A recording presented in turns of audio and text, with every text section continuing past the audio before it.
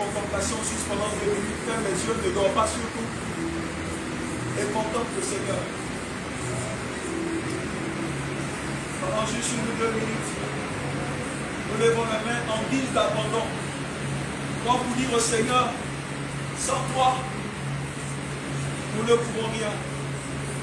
Sans toi, nous ne sommes rien. Pendant que tes mains sont levées, est-ce que ton cœur peut nous dire, ou ta bouche peut nous dire? Il est dit que c'est par ton amour et ta miséricorde, Seigneur, que nous ne sommes pas consumés. C'est sa miséricorde, sa grâce, sa faveur qui nous donne d'être en vie. Sinon, David a dit, nos ennemis sont légion. Ceux qui nous veulent morts sont légion. Ceux qui nous veulent anéantir sont légion. Ceux qui nous veulent à terre sont légion. Ah, cette prière est la prière des sans force. Ceux qui disent au Seigneur, tu es notre force. Ceux qui disent au Seigneur, tu es notre abri. Ceux qui disent au Seigneur, tu es notre refuge. David a dit dans le psaume 91, il dit, à toi l'Éternel nous disons, tu es notre refuge et notre forteresse. De qui est-ce qu'on aura peur, Seigneur? Ah, tu es notre secours. Tu es notre forteresse. De qui est-ce qu'on aurait peur, Seigneur? Ah, nous bénissons ton nom. Nous glorifions ton nom, Jésus. Tant que tu es avec nous, Père éternel, notre cœur est en sécurité. Et notre vie est en sécurité. Il a dit que 1000 tombent à nos côtés, 10 000 à nos droites. Nous ne serons point atteints. De nos yeux seulement nous regarderons. Et nous verrons la rétribution des méchants.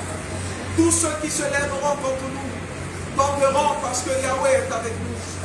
Tous ceux qui se lèveront contre toi tomberont parce que Abba est avec toi. Tous ceux qui complotent dans le secret contre ta vie, contre ta destinée, tomberont à ta place. Tous ceux qui se lèveront contre tes enfants, contre ce qui est à toi, tomberont dans le nom de Jésus. Tous ceux qui fomenteront des fous dans le but de tenter la vie, ils tomberont à ta place dans le nom de Jésus. Tous ceux qui t'achètent dans les lieux ténébreux, dans les lieux mystiques, qui se lèvent contre toi, contre ta destinée, contre ton étoile, contre ta gloire, ils tomberont à ta place dans le nom de Jésus-Christ. Une personne que le Seigneur a protégée, personne ne peut aller contre. Une personne que le Seigneur a élevée, personne ne peut la rabaisser. L'Éternel est celui qui élève, et personne ne peut rabaisser quand il élève. Le Seigneur est celui qui rabaisse, et personne ne peut élever quand il a rabaissé. L'Éternel est celui qui rabaisse les montagnes. Il est celui qui rabaisse les collines. Il rend les chemins tortueux aplanis. Il est celui qui rehausse et élève les vallées dans le nom de Jésus. Il est notre Seigneur. Il est notre Dieu. Il est notre protection. Il est notre Abba. Il est notre Père. Il est notre joie. Il est notre sécurité. Il est dit que celui qui demeure sous l'abri du Très-Haut repose à l'ombre du Tout-Puissant. Il est notre forteresse. Il est notre refuge. Nous n'aurons peur de rien, de personne. Parce qu'il est avec nous. La mort ne peut rien contre nous. Parce que la mort ne peut rien contre l'église de Jésus-Christ. Il a dit, je bâtirai mon église contre laquelle les portes de séjour des morts et de la mort ne prévaudront point contre elle. Un système de protection, un système d'exemption, un système de préservation est établi autour de ta vie à compter de ce soir dans le nom de Jésus. Aucun malheur ne t'arrivera. Quiconque se lèvera contre toi rencontrera ton Dieu en chemin. Quiconque se liguera contre toi rencontrera ton Seigneur en chemin. Quiconque se lèvera contre ta famille, contre tes enfants, rencontrera le courroux de Dieu dans le nom de Jésus.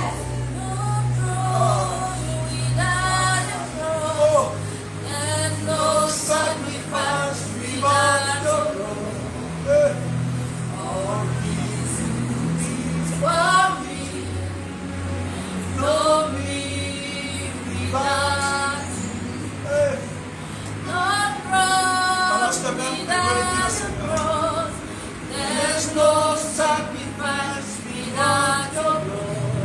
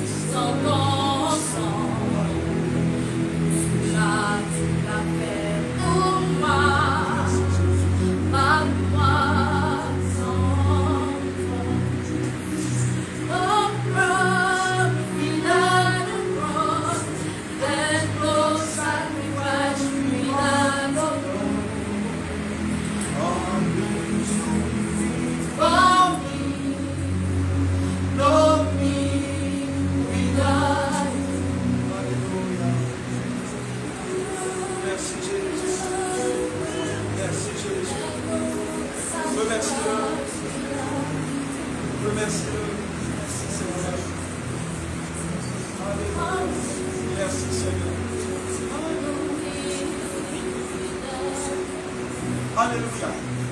Que la gloire revienne à notre Seigneur. Que la magnificence soit accordée à Abba. Il est notre Seigneur, il est notre Dieu, il est notre Père. Il est notre tout et en tout. C'est par lui que nous respirons, c'est par lui que nous vivons, c'est par lui que nous avons le mouvement, comme Paul a dit. Et c'est par lui que nous avons la capacité de faire tout ce que nous avons envie de faire. Et c'est par lui également que nous sommes ici ce soir. Pour passer 2h30 à 3h dans sa présence. Et c'est un bonheur. C'est une heure qui est tellement délicate que beaucoup auraient pu être en train de dormir. Vous savez, le sacrifice n'est pas que financier. Le fait de venir en cette nuit est un sacrifice. Parce que vous luttez contre quelque chose qu'on appelle le sommeil. Vous savez, à chaque fois que tu luttes contre quelque chose pour Dieu, selon Dieu, c'est un sacrifice selon le shekel du temple. Parce que je vous ai enseigné, je crois que je vais revenir dessus, sur la monnaie du temple. C'est ce qu'on appelle le shekel, selon les mesures du temple. Donc ce que Dieu appelle sacrifice, ce n'est pas forcément ce que les hommes appellent sacrifice. À chaque fois qu'il y a privation de quelque chose d'important pour Dieu, Dieu l'appelle sacrifice. Donc nous avons sacrifié notre sommeil. Nous avons sacrifié pour certains notre garde. Nous avons sacrifié pour certains temps que nous aurons pu passer ailleurs pour venir dans la présence de Dieu. Selon Dieu, c'est un sacrifice. Alléluia. Et le ciel compte cela en sacrifice. Amen. Parce que beaucoup sont en train de dormir. Et pendant ce temps, nous sommes là, en train de rendre gloire à l'ancien des jours. En train de rendre gloire à celui qui ne dort ni ne sommeille. Il ne dort pas du tout. Alléluia. Donc parfois quand on veille, nous comprenons le sacrifice de Dieu pour nous. Parce que dormir c'est tout. Mais se priver du sommeil, c'est un honneur et c'est une adoration à Dieu. Alléluia. C'est une adoration pour notre Seigneur. Amen. Que Dieu nous bénisse au nom de Jésus. Amen. Et en quelques minutes, pratiquement 45 ou 50 minutes, nous allons partager quelque chose ensemble parce que la Bible déclare que tout instant est favorable et bon pour qu'on puisse partager la parole. Paul donnait ce conseil à Timothée. Il dit, il n'y a pas d'instant favorable pour proclamer la parole. Parce que je vous ai dit, la matière première que Dieu utilise pour transformer nos vies s'appelle la parole de Dieu. Alléluia. Quand vous lisez Genèse, chapitre 1 jusqu'au chapitre 2, vous allez voir que Dieu a été cité 10 fois. Donc à chaque fois que Dieu veut détruire une civilisation, comme je l'ai dit au temps de Moïse, Dieu a utilisé 10 plaies. Et quand vous lisez Genèse chapitre 1, vous allez voir que Dieu dit a été cité 10 fois. Donc ça veut dire à chaque fois que Dieu veut créer une réalité nouvelle dans nos vies, c'est le chiffre encore 10 qu'il utilise, qui est le chiffre qui représente le yod. Pour ceux qui ont fait le cours avec moi, le yod. Alléluia. Donc Dieu, quand il parle, sa parole crée quelque chose dans nos vies. Alléluia. Sa parole ne fait pas que communiquer, mais sa parole nous administre quelque chose. Et ce soir encore, Dieu veut nous parler. Et le thème que l'Esprit me donne ce soir, c'est Côte d'Ivoire. Jésus de Nazareth t'appelle. Et c'est un thème évocateur. Nous sommes tous réunis dans ce lieu. Peut-être qu'il y a plusieurs nationalités, mais nous sommes tous sur la terre de la Côte d'Ivoire. Et la Bible a dit une chose essentielle. Il a dit que notre paix dépend de la paix de la nation dans laquelle nous sommes. Imaginez que toi seul tu sois en paix et que la nation dans laquelle tu es n'est pas en paix. Ta paix automatiquement te quittera. Alléluia. Donc Côte d'Ivoire, Jésus de Nazareth t'appelle. Et ce thème que l'Esprit nous donne à développer ce soir. Alléluia. Et je voudrais prendre de Matthieu chapitre 16 verset 18 pour soutenir ce que l'Esprit voudrait dire. Je voudrais que tu sois très attentif. Ne sois pas distrait. Amen. Sois très attentif. Dans 1 heure maximum, nous aurons fini et nous allons prier ensemble et partager un repas comme le Seigneur nous l'a demandé de faire. Ce soir, dis à quelqu'un, nous sommes en famille. Dis encore à quelqu'un, nous sommes en famille. Dis encore, nous sommes en famille. Et dis-lui, notre Abba, notre Père est avec nous. Alléluia. Notre Père est avec nous. Et Matthieu 16, verset 18, Matthieu 16, verset 18, il dit, et moi, je te dis que tu es Pierre. Et moi, je te dis que tu es Pierre. Et que sur cette pierre, je bâtirai mon église. Et sur cette pierre, je bâtirai mon église. Et que les portes du séjour des morts et que les portes du séjour des morts ne voudront point contre elle. Ne prévaudront point contre elle. Verset 19. Je te donnerai les clés du royaume des cieux. Je te donnerai les clés du royaume des cieux. Ce que tu liras sur la terre. Ce que tu liras sur la terre. Sera lié dans les cieux. Sera lié dans les cieux. Et ce que tu délieras sur la terre. Et ce que tu délieras sur la terre. Sera délié dans les cieux. Sera délié dans les cieux. Parole du Seigneur. Amen. Alléluia. Amen. Que le Seigneur nous bénisse au nom de Jésus. Amen. Lorsque nous lisons déjà ce passage, nous nous rendons compte qu'une grande responsabilité a été accordée à l'Église. Vous allez voir que le Seigneur dit, tout ce que vous permettrez sur la terre sera permis au ciel. Parce que le mot lié et délié, dans les textes originaux, signifie permettre, signifie autoriser ou ne pas autoriser. Alléluia.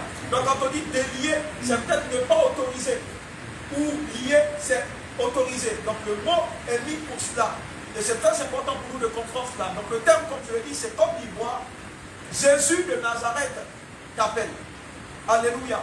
Vous voyez, parfois, lorsque nous nous approchons des Écritures, je pense que beaucoup s'approchent de la parole de Dieu dans une dimension ordinaire.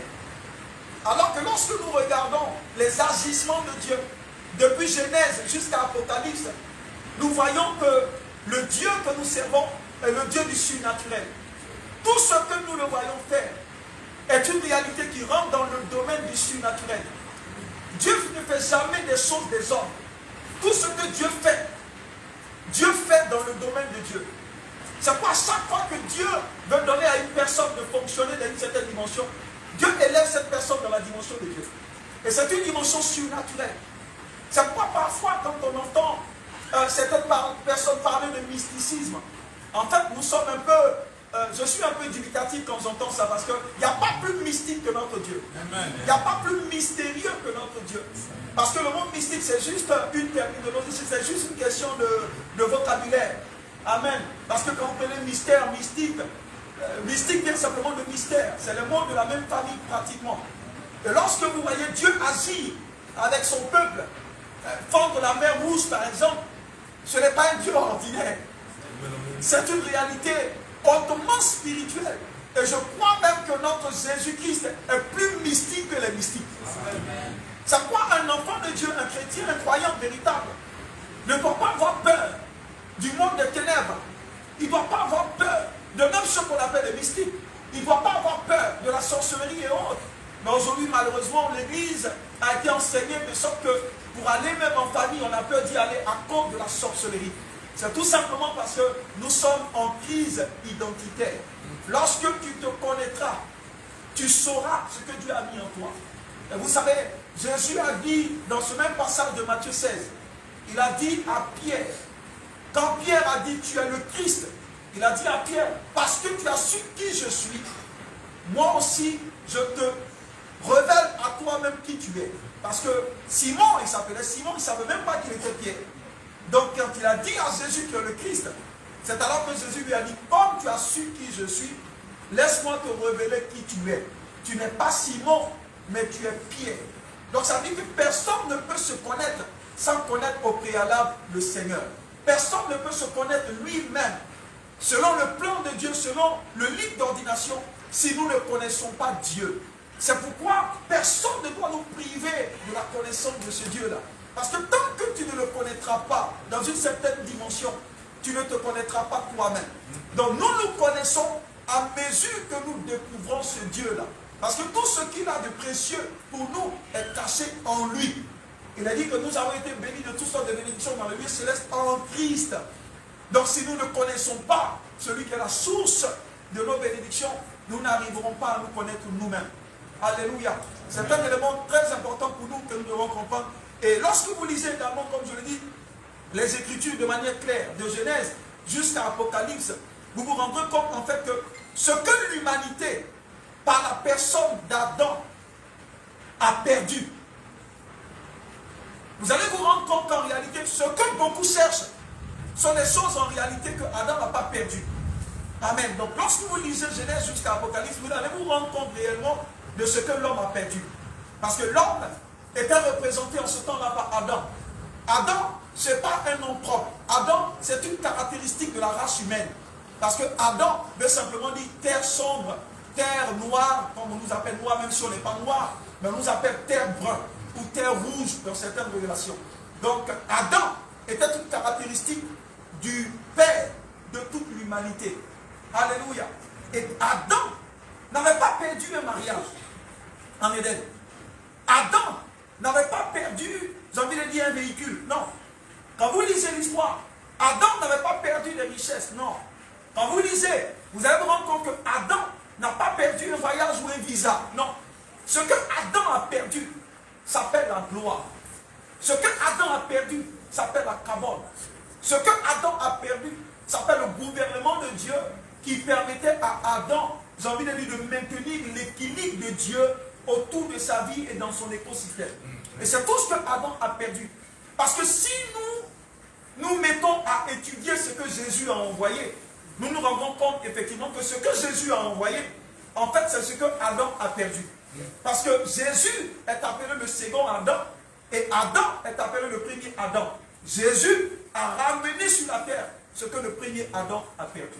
Lorsque le premier Adam a péché, ce qu'il a perdu, c'est que le Saint-Esprit l'a quitté. La gloire de Dieu se manifeste par la présence du Saint-Esprit. Parce que le Seigneur lui a dit, le jour où tu mangeras de ce fruit, tu mourras ce jour-là. Mais quand il a mangé, nous avons vu qu'il a continué de vivre. Donc ce que les hommes peuvent voir, en réalité, n'est pas ce qu'Adam a perdu parce qu'il a vécu encore longtemps. Il n'a pas perdu la vie, il n'a pas perdu certaines choses matérielles, mais ce qu'il a perdu, c'était la substance même de Dieu. C'était la gloire, la cabale qu'il a perdu. Parce que le Saint-Esprit était obligé de retourner. La présence de Dieu était obligée de le quitter. Et vous allez voir, quand Jésus est revenu sur terre, ce que Jésus a envoyé, c'est tout simplement la présence de Dieu. Il a dit en Jean chapitre 20, je crois à partir du verset 21 à 22, il leur a dit, recevez le Saint-Esprit. Alléluia. Amen. Tout ce que Jésus a envoyé, c'est ce que Adam a perdu. Je voulais enseigner un jour à maintes reprises, je ne vais pas revenir dessus à cause du temps. Le premier Adam était celui qui était censé accomplir l'agenda de Dieu. Mais parce qu'il a échoué, le deuxième Adam a eu besoin de venir. Si Adam le premier avait réussi, ce n'était pas important pour Dieu de faire venir le second. Donc le second est venu tout simplement restaurer ce que le premier n'a pas pu faire. Alléluia. Et le premier Adam, comme je l'ai dit, il a perdu la gloire. Et le deuxième Adam, quand il est venu, qu'est-ce qu'il nous a apporté? La gloire. Par la présence du Saint-Esprit. Il a dit à ses disciples, avant de partir, il dit, recevez le Saint-Esprit. C'était le Saint-Esprit qui n'avait pas. Et comment savoir encore que c'est le Saint-Esprit qu'Adam avait perdu? Il faut simplement voir comment le second Adam est mort.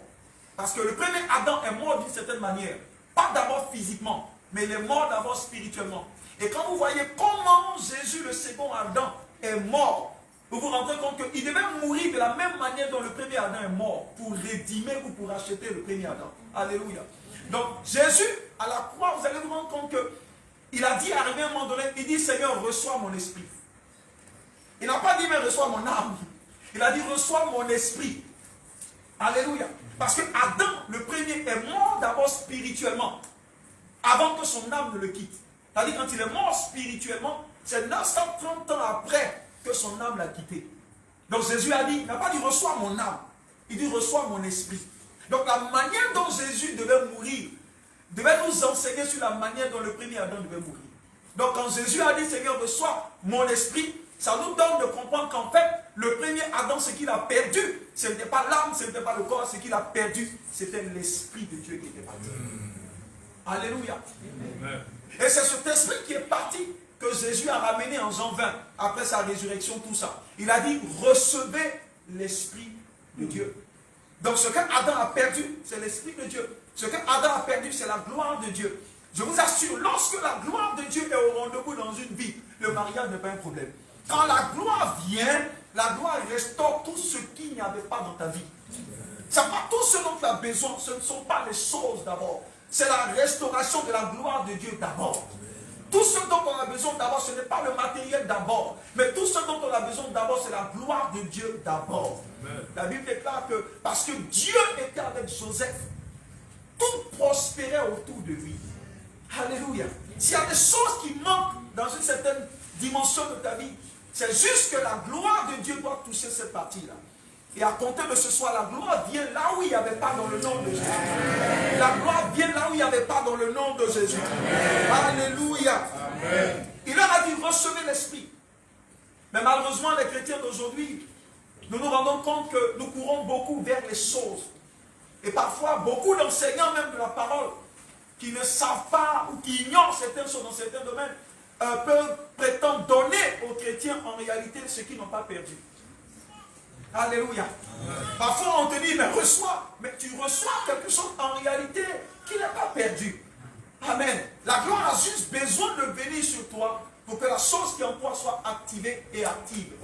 Donc ça veut dire que tous ceux qui sont ici, qui sont en quête de mariage par exemple, le mariage n'est pas perdu. Tout ce dont tu as besoin, c'est que la gloire se pose sur toi. Quand la gloire se pose sur un individu, la Bible dit que son désert refleurit. Ésaïe 32, verset 15 dit, tant que le Saint-Esprit n'est pas descendu sur un désert, le désert ne peut jamais être un verger, et le verger ne pourra jamais être transformé en une forêt. Donc ça demande la présence de la gloire de Dieu. Ça demande la présence de Dieu lui-même. Ça demande que Dieu lui-même soit installé dans ton écosystème. Ça demande que Dieu lui-même soit là autour de toi pour que ta vie fleurisse. Et ce qu'il te faut, ce qu'il nous faut, je veux que tu le dises à ton voisin, c'est la gloire de Abba. Ce que l'humanité a perdu, c'est la gloire de Abba. Alléluia. C'est la gloire de Abba. Si ton voisin dort, il faut être gentil, il faut l'aider. Alléluia, il faut l'aider. C'est pas tout ça, c'est un sacrifice. Et Dieu tient compte de tout ça. Vous savez, quand vous souffrez à faire des choses pour Dieu, ça rentre dans le domaine du sacrifice. Parce que tu aurais pu être chez toi.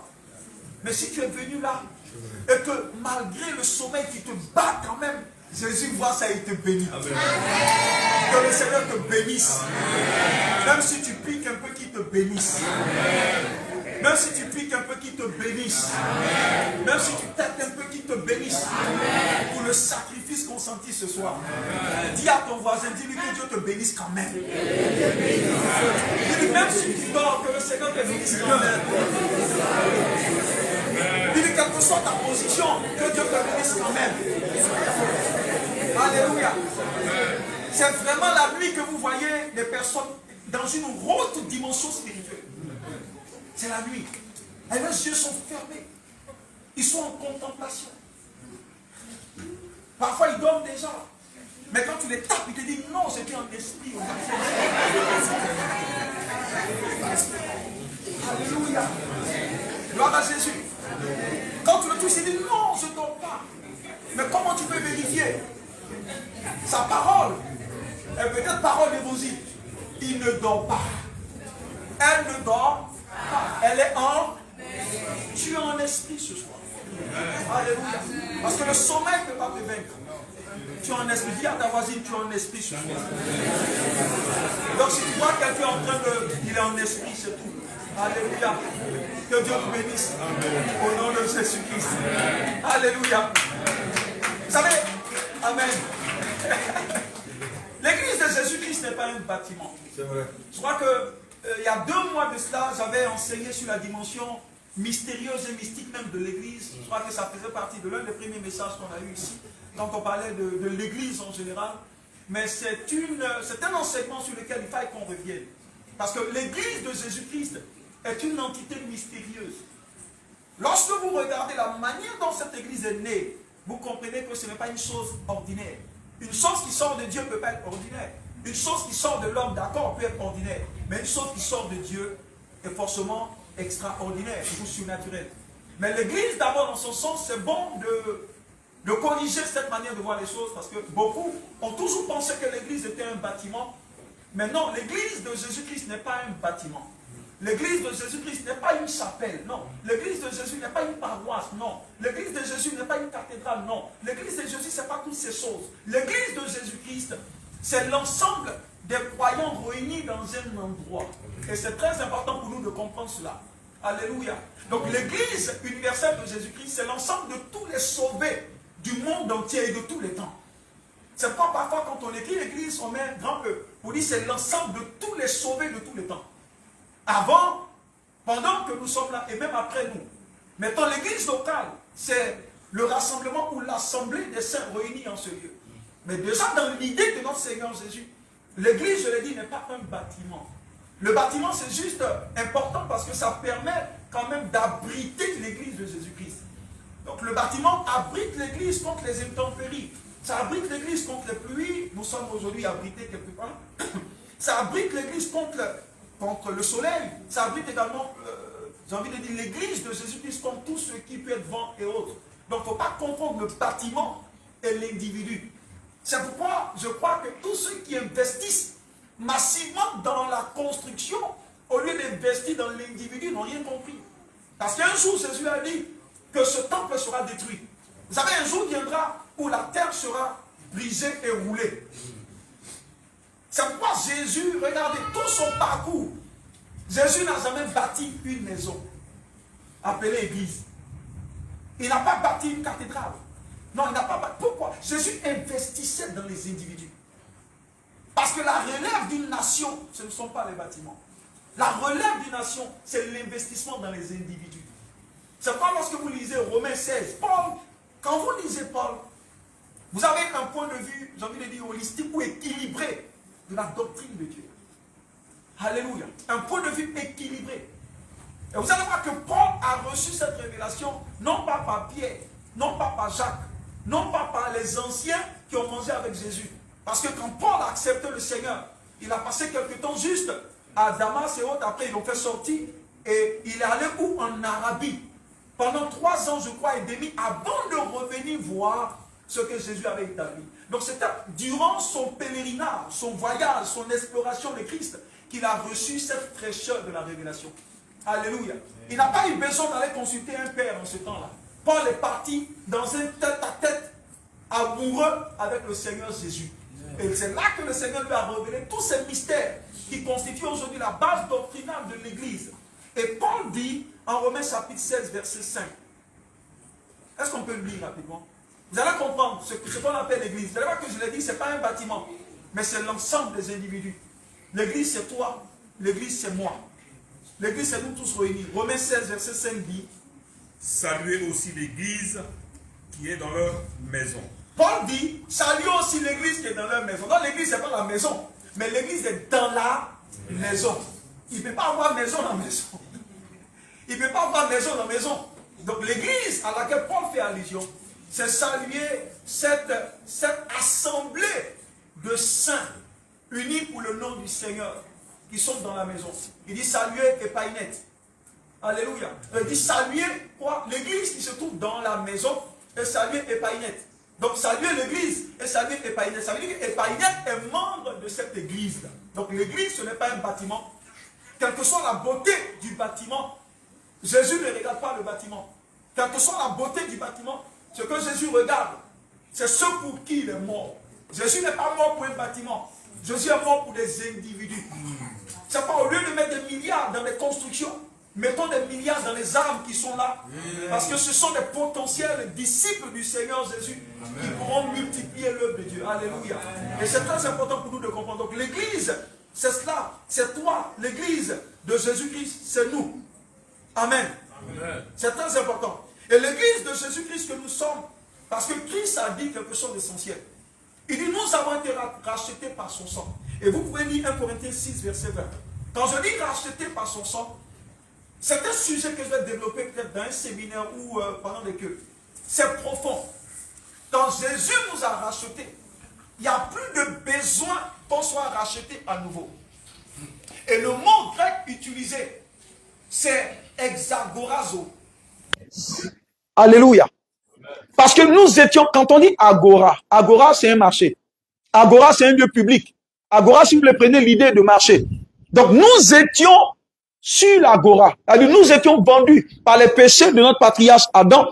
Mais quand Jésus est venu, il nous a sortis de l'agora. Donc ça fait ex agora. Ça veut dire que tu es sorti de l'agora, tu es sorti du marché. Donc Jésus t'a racheté par son sang. Et le mot exagorazo va plus loin pour dire que c'est te racheter du marché sans possibilité que tu sois remis là-bas. Donc tu es racheté une fois pour toutes. Et c'est ce que 1 Corinthiens 6, verset 20 nous dit. Nous avons été rachetés par son sang. Donc tout ce qui est autel de rachat, ça n'a pas son sens. On ne peut pas racheter ce qui est déjà racheté. Donc l'autel de rachat n'est même pas une réalité existante dans notre temps. Non, c'est une réalité de l'ancienne alliance. Et ce n'est pas une réalité qui continue dans la nouvelle alliance. Il y a des choses qui continuent, mais en ce qui concerne les autels de rachat, Jésus l'a déjà fait une fois pour toutes. Donc c'est pourquoi je crois que ceux qui parlent encore d'offrande de rachat ou d'autel de rachat, il y a deux réalités qui peuvent justifier leur point de vue. La première réalité, c'est qu'ils sont ignorants peut-être. Parce que c'est possible que des gens ne sachent pas, ne comprennent pas l'œuvre de la rédemption. C'est possible que les gens ne comprennent pas l'œuvre de la croix. Donc c'est basé et fondé sur une ignorance quelque part. Mais quand on est ignorant, il faut apprendre. Parce que, croyez-moi, un professeur ignorant formera des gens ignorants. Parce que l'ignorance est transmissible. Comme la connaissance est transmissible. C'est pourquoi l'apôtre Paul a dit, en ce qui concerne l'enseignement, qu'il n'y ait pas beaucoup qui enseignent. Donc ça veut dire qu'avant d'enseigner, il faut apprendre d'abord. Tu ne peux pas donner aux gens ce que tu n'as pas appris. Donc le premier cas, soit ils sont ignorants, ou le deuxième cas, ils font exprès. Ils savent délibérément ce qui se passe, mais ils ont décidé d'être des escrocs notoires. Amen. Ils ont décidé d'être des braqueurs notoires. Parce que ce sont les deux cas. On peut comprendre que tu sois ignorant. Donc ça veut dire que tu as besoin d'apprendre. Tu as besoin de te laisser enseigner par certaines personnes. Amen. Ou bien le second cas, c'est que tu le sais, mais tu décides quand même d'escroquer. Tu décides quand même de braquer les gens. Ça veut dire que tu as fait la réforme de ta vie en fait. Tu aurais dû être commerçant, mais tu t'es trompé de chair. Alléluia. Donc ce sont ces deux cas. Donc il n'y a pas d'hôtel de rachat. Ça n'existe pas. Et c'est même un scandale que d'en parler. C'est élémentaire et il n'y a même pas besoin de s'asseoir pour convaincre quelqu'un. Paul a dit évitez les discours qui ne produisent rien. C'est une question d'école. Alléluia. Il faut, vous savez, avant d'enseigner, et c'est ce que beaucoup, je pense, de pasteurs pensent que, écoutez, pour être docteur, tu vas à l'école. Le docteur Dioma est là, c'est 8 ans, au moins 10 ans avant de sortir pour. Parce que, excusez-moi, tu ne vas pas donner un côté de ton corps à quelqu'un qui n'a pas le. Franchement, avec une seringue en main et puis les menuisiers. Et puis il dit, il a une seringue en main, il va te faire quelque chose. Tu lui diras, mon ami, c'est une pointe que tu veux mettre dans mon corps. Amen. Même pour être professeur de géographie, il faut aller à l'école. Ça veut dire que tout s'apprend sur la terre. Mais pourquoi pour devenir pasteur, on ne veut pas apprendre? Alors que le pasteur est comme le médecin. Parce que le médecin est celui qui restaure le corps physique, par exemple, ou celui qui aide à soigner. Mais le pasteur était médecin spirituel. Donc il y a des choses qui doivent s'apprendre. Sinon, on peut démolir la vie de tout le monde. On peut détruire la vie de tout le monde.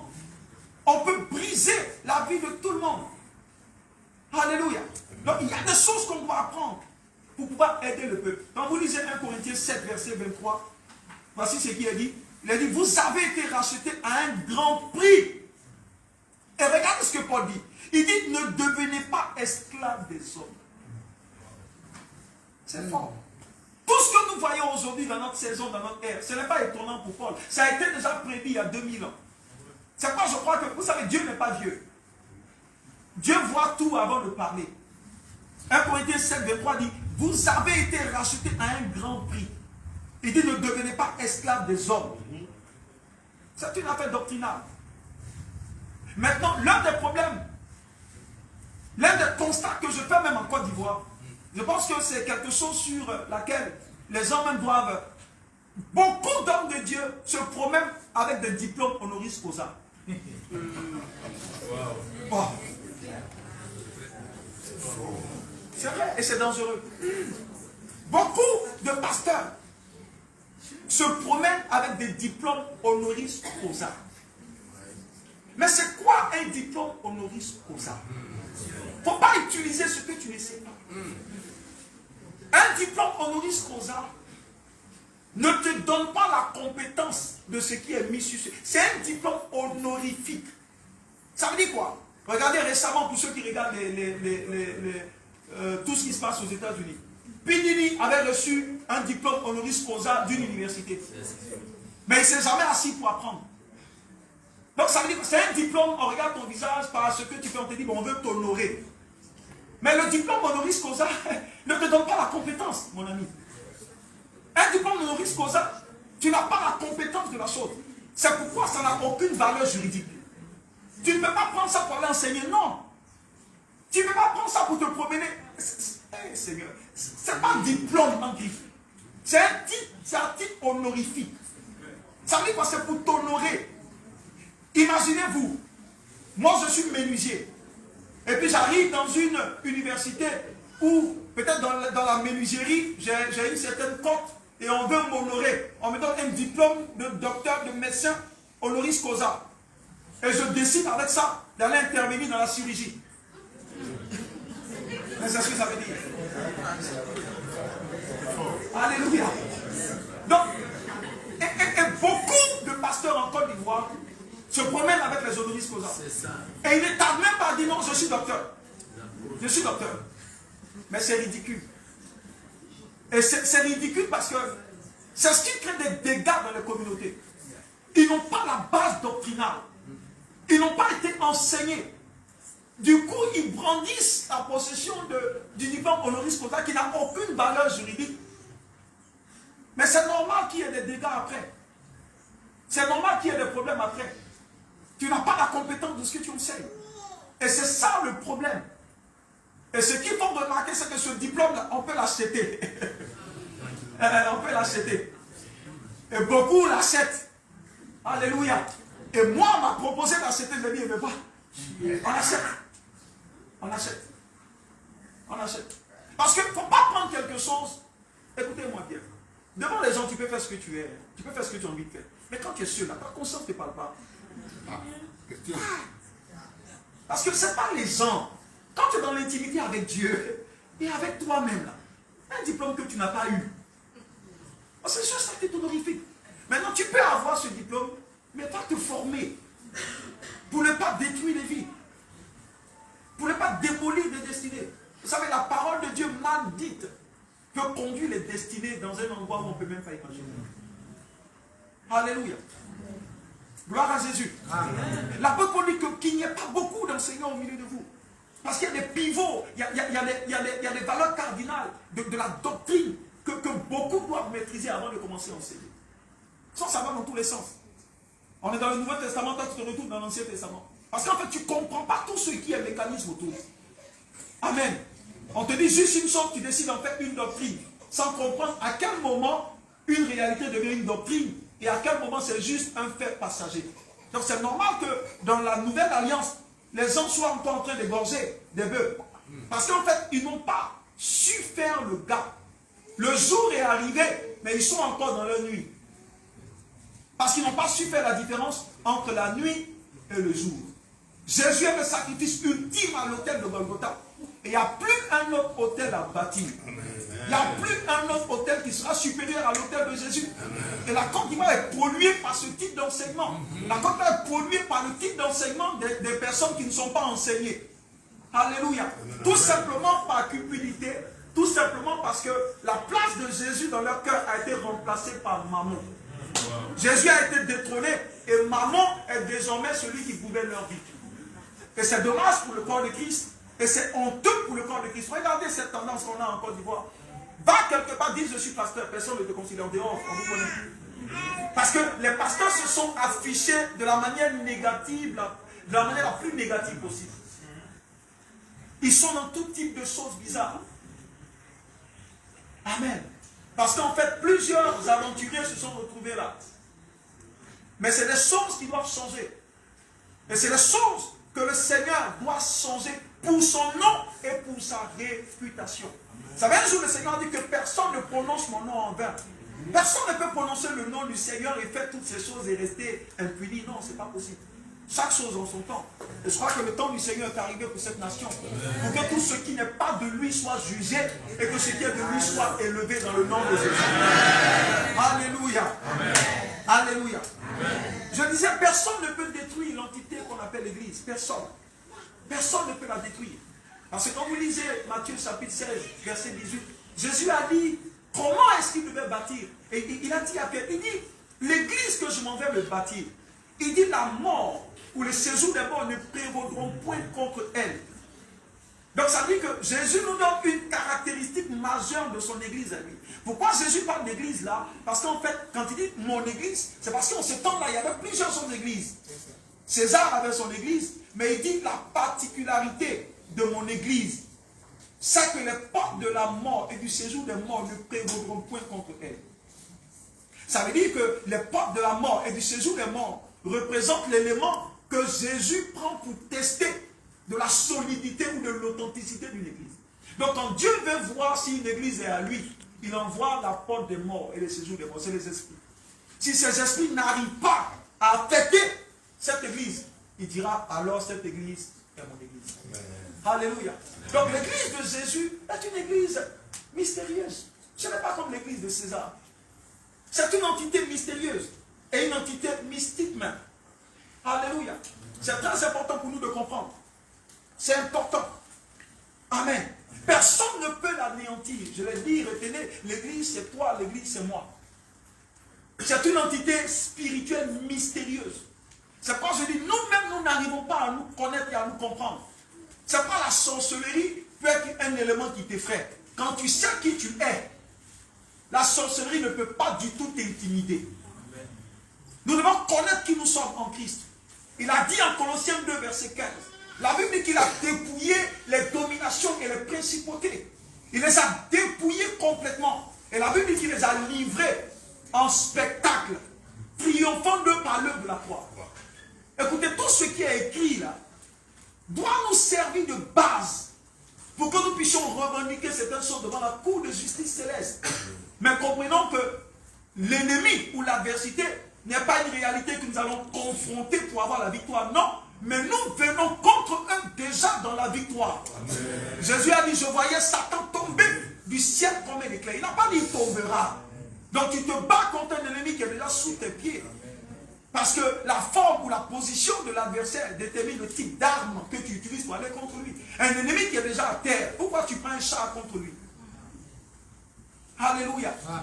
Donc beaucoup se battent parce qu'ils ne comprennent pas qui ils sont. Le combat spirituel est réel. Mais je dis, l'élément le plus important dans le combat spirituel, c'est que le combat spirituel réel vise à sécuriser et à préserver la présence de Dieu autour de nous. Alléluia. C'est plus facile de chasser un démon que de garder la présence de Dieu tout autour de nous.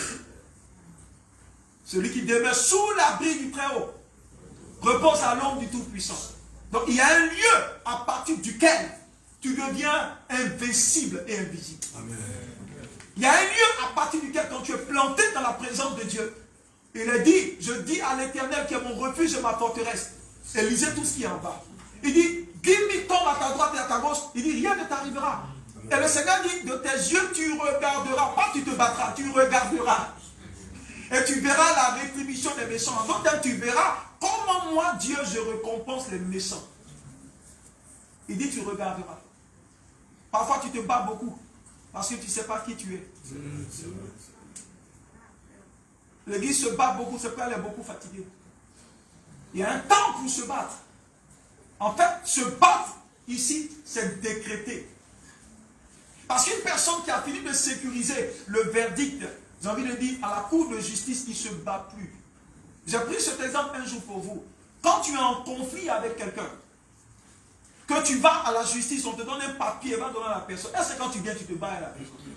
Tu lui donnes juste le papier, sans ta convocation, ou bien le verdict du juge, et puis tu t'en vas à la maison.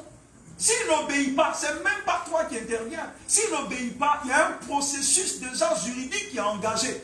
Le greffier sera saisi et un bon matin, la police va venir le prendre pour aller. Toi, tu as fini, tu ne te bats plus quand tu réussis à sécuriser le verdict. Chrétien, je vous dis ça. Ça passe Jean chapitre 22 dit, vous décréterez une chose. chose et la chose s'établira. Ça veut dire quand tu finis de sécuriser, tout ce que tu fais c'est décréter. Mais tu ne te bats pas contre le diable. Qui t'a dit qu'il faut te battre contre lui? Non. Même le mot qui est mis combattre, c'est en réalité décréter. Décréter. Dans une position qui est une position d'autorité. Tu ne décrètes pas à partir d'une position inférieure. Non, tu décrètes à partir d'une position de victorieux. Amen. Alléluia. Amen. Donc l'église que tu es une entité mystérieuse et même mystique. C'est pas quand tu entends le mot mystique, il ne faut pas avoir peur. Aucun mystique, quel que soit le lieu où il fonctionne, ils sont tous inférieurs à Jésus. Amen. Ils sont tous inférieurs à Jésus. Amen. La Bible dit en Éphésiens 1, verset 21 jusqu'à 23, il est dit qu'après la résurrection du Seigneur, il allait où? Au-dessus des cieux, c'est-à-dire il est monté au-dessus même des dominations, au-dessus des principautés, au-dessus de tous les esprits des ténèbres. Ça veut dire la position de notre Seigneur est telle que tous les esprits dans les airs sont sous ses pieds. Jésus agit à partir de la position d'en haut. Quand tu regardes sa position, ils sont sous ses pieds. C'est quand la Bible dit tout est sous vos pieds. Et Jésus est notre tête. La Bible appelle la tête de l'église. Ce que je vais t'enseigner ce soir, c'est que tu es mystérieux. Et tu dois comprendre que tu es une entité mystérieuse et mystique. N'ayez pas peur des mots. Parce que quand vous avez peur des mots, vous les affectez à des gens sataniques. Et ça fait de... Non, Jésus est mystérieux. Jésus est mystique. Quelqu'un qui rentre par un mur sans passer par la porte. Ce n'est pas une personne normale. Et c'est lui qui est ta tête. Oh, je ne sais pas si vous comprenez ce que je dis. Je veux juste ôter de ton cœur la peur. Je veux juste que tu revêtes ta position ou que tu revêtes ton vêtement divin. Parce que tu n'es pas seulement humain. Alléluia. Amen. Gloire à Jésus. Jésus est la tête de son église. David, nous sommes le corps sur terre. Et lui, il est la tête. Mais la tête est assise dans les lieux célestes en Christ. Regardez, quand vous étudiez, je vous l'ai dit, il y a un parallèle qu'on peut avoir entre Adam et Ève et entre Jésus et son église. Vous allez voir que c'est les mêmes choses quand vous lisez. Adam est celui qui a accouché Ève, puisqu'on l'a fait dormir et on l'a pris pour faire sortir Ève. Alléluia. Et quand tu lis Éphésiens chapitre 5 qui parle du mariage, Éphésiens nous dit que, en parlant du mariage, il dit l'homme est la tête du quoi? Il est la tête du foyer ou de la tête du couple. Alléluia. Et la Bible dit qu'il est la gloire également de la femme. N'est-ce pas? Il a la tête. Et la responsabilité de la tête par rapport aux instructions que Dieu donne à l'homme. Il dit, Marie, aimez votre femme. Vous allez voir, il a dit, comme Christ a aimé l'église. Donc l'homme est la tête du couple. Il est la tête de Ève. Mais Jésus est la tête aussi de l'église. C'est pas, vous ne pouvez pas comprendre la relation entre Jésus et l'église si vous ne comprenez pas la relation entre un homme et une femme. Parce que les temps vont venir où Jésus-Christ se mariera à son église. La Bible parle des noces de Cana, pardon, les noces de l'agneau qui seront organisées après. Alléluia. Mais c'est un mariage. Mais Jésus est la tête de son église. Donc, en tant que tel, il est la gloire de son église.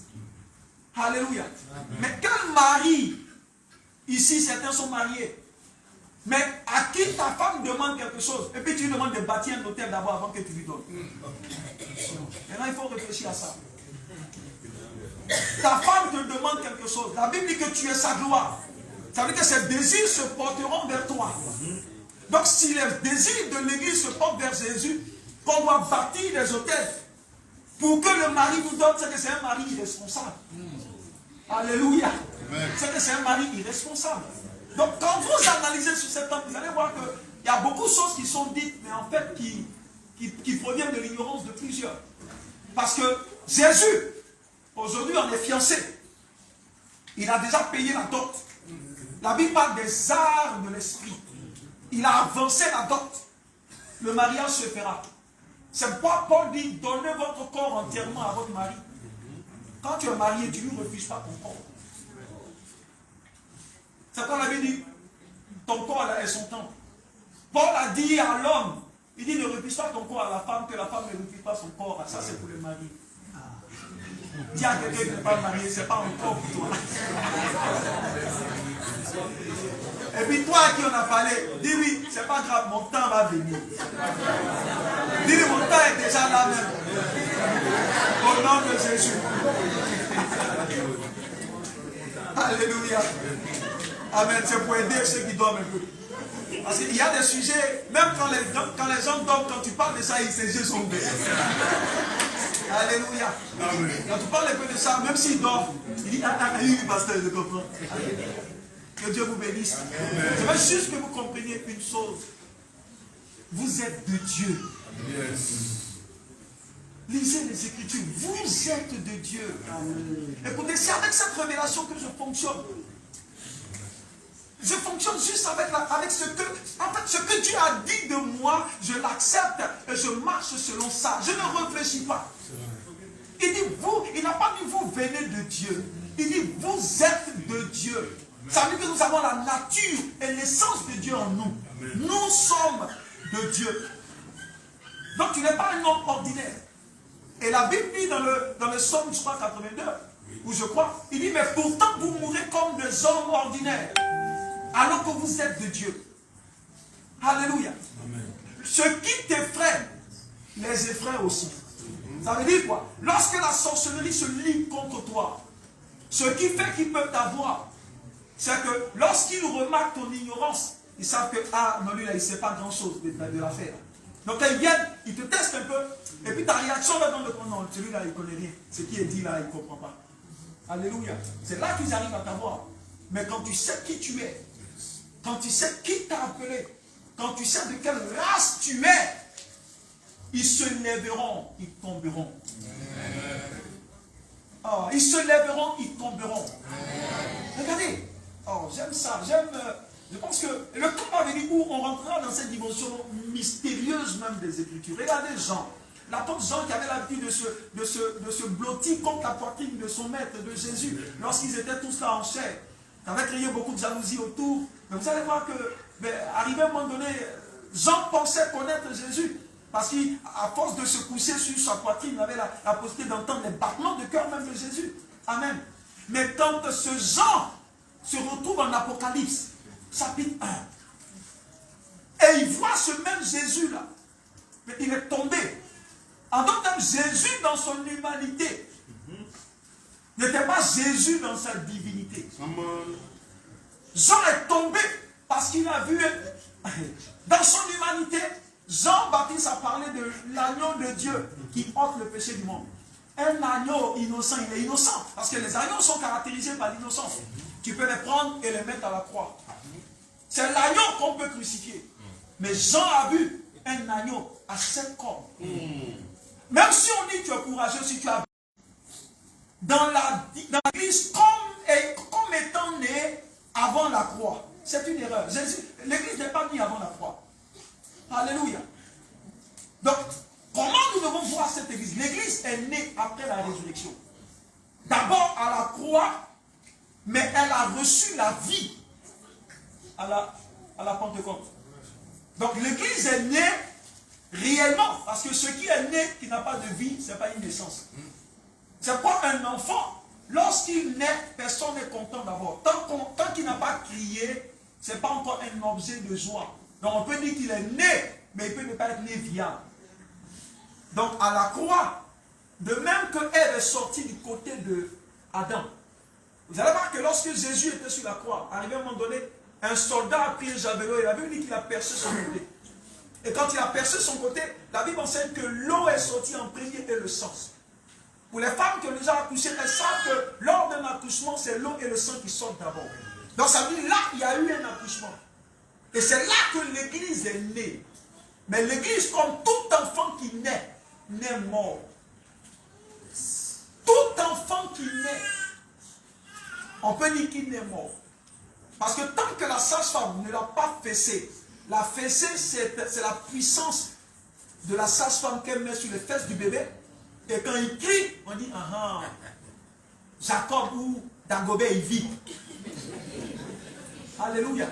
Mais tant qu'il ne crie pas, les parents sont apeurés. Et quand il ne crie pas, l'hôpital même est paniqué en fait. Parce qu'il n'est pas encore ce qu'on veut. L'église est née à la croix. Mais comme tout enfant, l'église est née morte.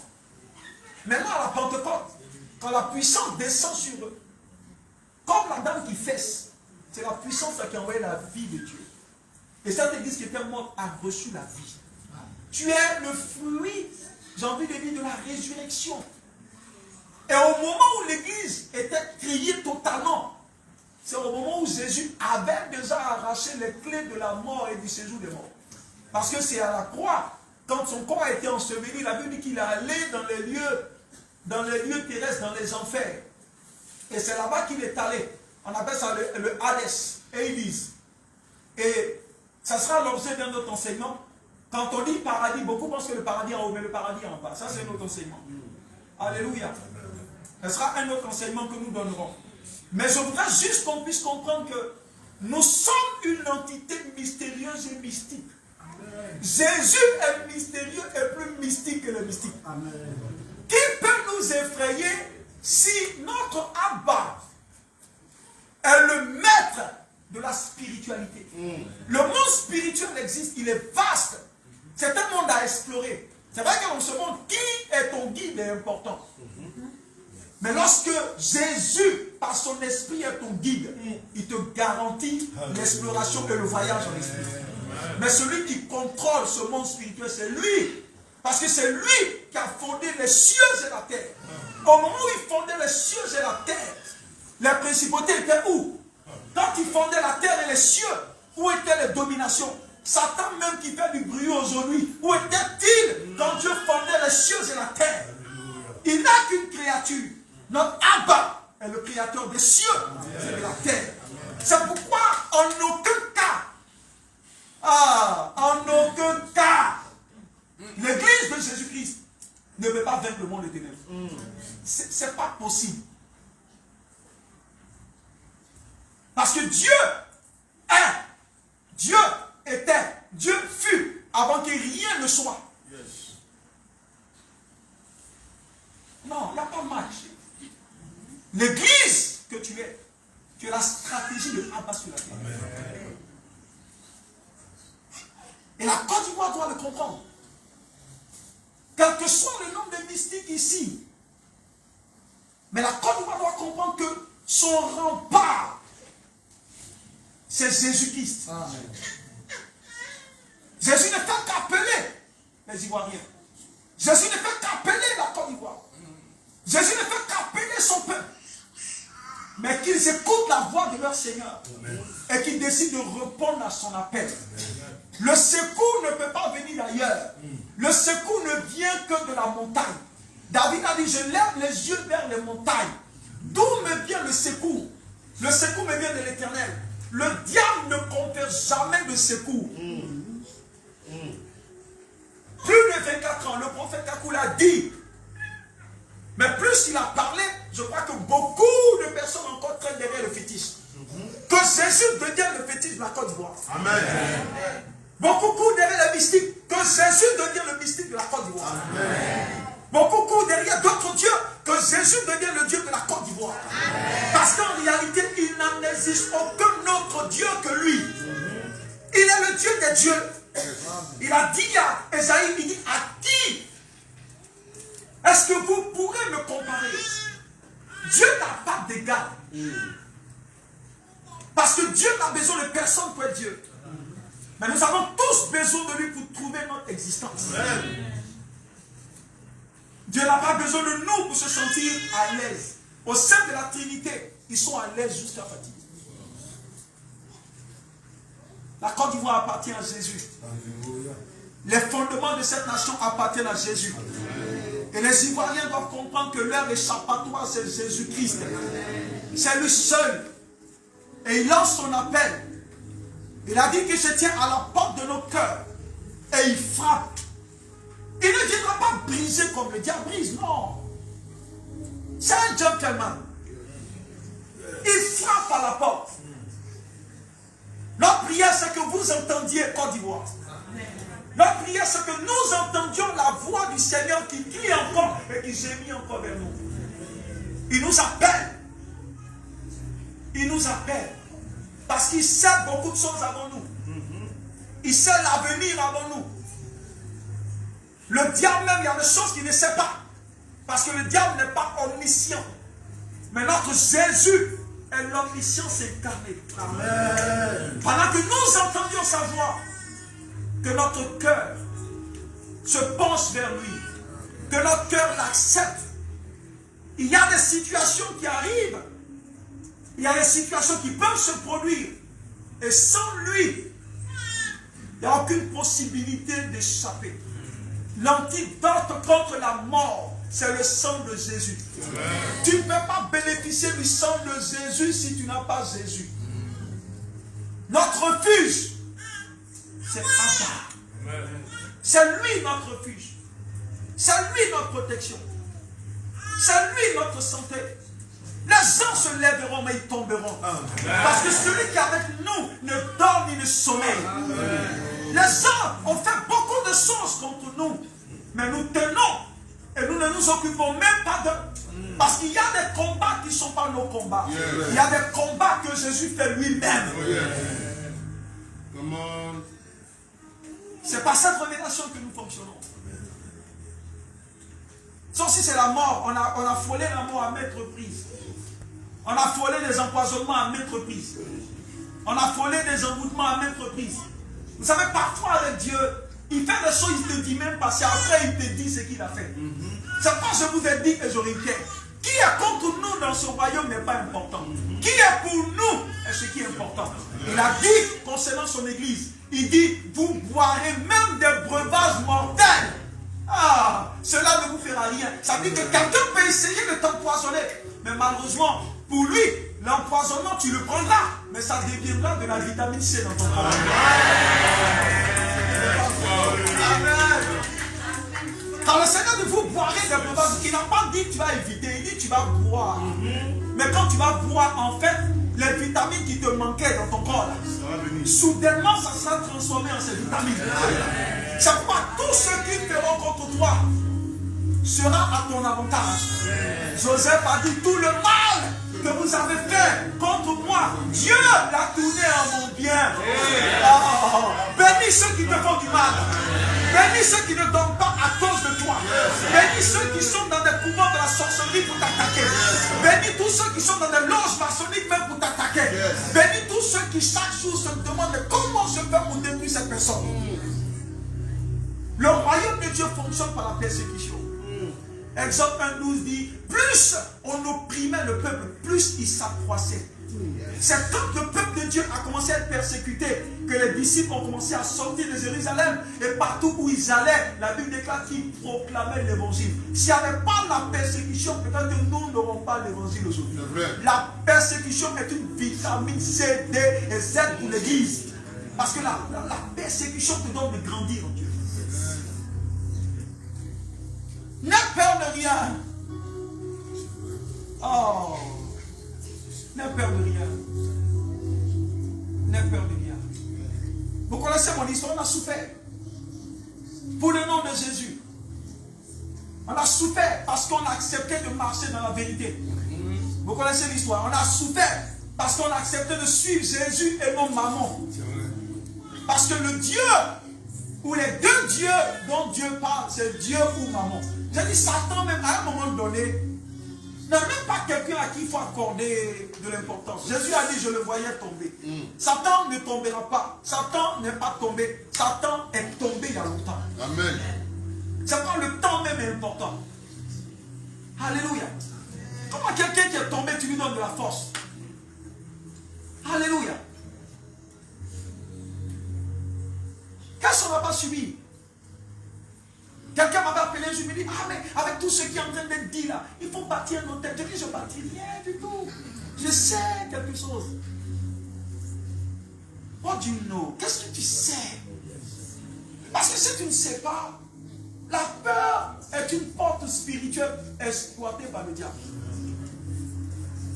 Jean m'a dit, ce que je crains, c'est ce qui m'arrive. Parce qu'aujourd'hui en Côte d'Ivoire, beaucoup d'hommes de Dieu sont devenus allergiques à la vérité de Dieu. Mais nous ne sommes pas surpris parce que Paul a parlé de ces temps dans lesquels nous sommes. Ça prend le ministère de l'apôtre à Romée est important pour nous. Ici aussi. Amen. Alléluia. Amen. On ne peut pas suivre Christ si on n'est pas dans la vérité. Et puis Christ n'est pas le patrimoine d'une personne. Non. Non. Christ n'est pas le patrimoine d'une personne. Je vais vous dire quelque chose d'essentiel pour que vous compreniez. En fait, chacun a un soupçon de connaissance de Dieu. Parce que personne ne peut connaître Dieu parfaitement. Parce que Dieu est vaste. C'est comme une tête dans laquelle on veut mettre l'océan. Ce n'est pas possible. Donc chacun a un soupçon de connaissance de ce Dieu. Donc ça veut dire que la relation que tu as avec ce Dieu, la connaissance que tu as avec ce Dieu, peut-être que ce n'est même pas cette connaissance que ton pasteur a. Parce que Dieu est comme un éléphant. Hein? Quelqu'un peut voir le nez. Si je demande, Dieu il ressemble à quoi? Toi, il dit il ressemble au nez. C'est ce que tu as vu. Donc quelqu'un peut dire, mais Dieu ressemble à la patte de l'éléphant. C'est ce que tu as vu. Donc, même si l'éléphant se met devant toi, tu ne peux pas voir tous les côtés. C'est vrai. Donc nous essayons de tendre vers la connaissance de Dieu progressivement. Mais personne ne peut dire je connais Dieu. Le fait même de dire je connais Dieu, c'est une arrogance de toi. C'est la preuve même que tu ignores Dieu. La Bible dit en 1 Corinthiens, je crois 8, verset 2, 1 Corinthiens 8, 2, il a dit si quelqu'un pense connaître, qu'il sache qu'il n'a même pas commencé à connaître ce qu'il faut connaître. Ça veut dire que le fait de dire je sais, c'est bon. Parce qu'en disant ça, je sais, tu exposes ton ignorance. Quand quelqu'un dit les autres ne connaissent pas, moi je connais, il est en train de dire en fait je ne connais pas. Dieu est pour nous. Et qui sera contre nous? Où sont ces versets? Comment vous pouvez passer outre ces versets et vous laisser malmener? Celui qui est en vous est plus puissant que celui qui est dans le monde. J'ai deux messages comme ça que je n'ai pas encore prêché. C'est sur la nouvelle création. Le jour où je vais te prêcher ça. Alléluia. Le jour où je vais te prêcher ça. C'est comme ça ils étaient dans la chambre. Il n'y avait pas courant, il n'y avait pas sérieux. Alléluia. C'est Dieu qui veut juste qu'on soit réellement dans la température de l'église primitive. Amen. S'il fait sur nous simplement. Et puis Dieu nous a bénis avec le fréon naturel. Il y a le vent dehors. Alléluia. Je veux juste que tu arrives à un moment donné où tu comprennes qui tu es. C'est essentiel. Notre avantage c'est Christ. Notre avantage c'est le Seigneur. Notre avantage c'est lui. Nous devons l'avoir et l'avoir pleinement. Alléluia. Amen. Gloire à Jésus. Amen. Gloire à Jésus. Amen. Pour ceux qui sont là avec moi, vivez votre vie chrétienne pleinement et entièrement. Amen. Vivez-la correctement et sérieusement. Amen. Parce que les temps vont venir, des temps difficiles, où Dieu marquera ceux qui sont à lui. Lorsque les temps sont compliqués, Dieu ne marque que ceux qui sont à lui. Paul a dit, Dieu connaît ceux qui lui appartiennent. Tu dois appartenir à Dieu. Et ceux qui appartiennent à Dieu, Dieu met son estampille, il met son cachet, il met son empreinte sur leur vie. Tu es pour Dieu, tu es de Dieu et tu es à Dieu. Acclame le Seigneur.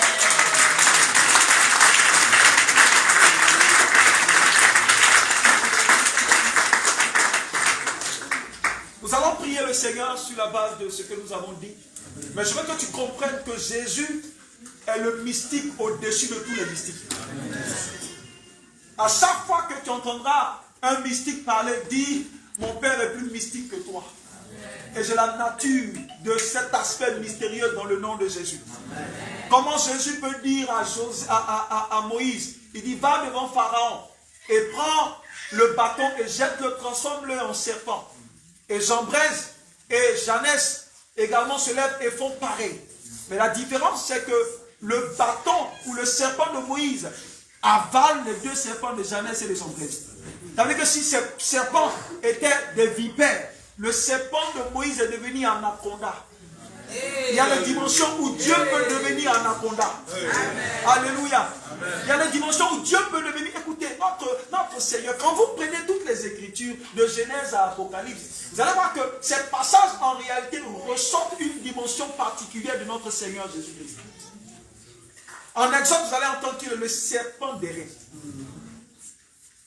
Alléluia. Vous allez entendre qu'il est le serpent d'airain. Qui procure quoi? La guérison.